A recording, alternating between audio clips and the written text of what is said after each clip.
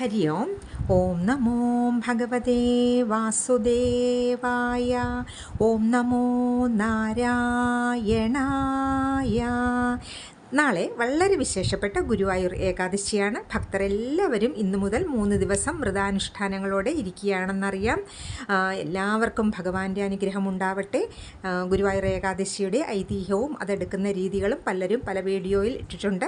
അതെല്ലാം എല്ലാവരും കണ്ടു കാണുമെന്ന് വിശ്വസിക്കുന്നു. അത്യാവശ്യം മനസ്സും ശരീരവും ശുദ്ധമാക്കി മഹാവിഷ്ണുവിങ്കൽ പ്രാർത്ഥിക്കുക.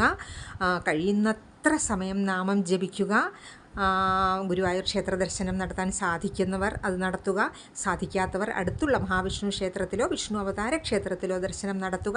അതിനും സാധിക്കാത്തവർ നമ്മുടെ ഗൃഹത്തിലിരുന്ന് ശുദ്ധമായി ശരീരവും മനസ്സും ശുദ്ധമാക്കി വിളക്ക് കൊളുത്തി ഇരുന്ന് നാമം ജപിക്കുക. ഭഗവാന് നമ്മുടെ മനസ്സാണ് വേണ്ടത്. അതാണ് ഭഗവാന് സമർപ്പിക്കേണ്ടത്. അതുകൊണ്ട് എല്ലാവരും ഈ ഏകാദശി ദിവസം ഭഗവാനെ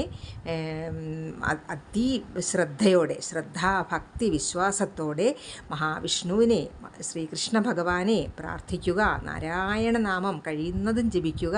ഭഗവത്ഗീത, നാരായണീയം, ശ്രീമദ് ഭാഗവതം ഒക്കെ പാരായണം ചെയ്യുക.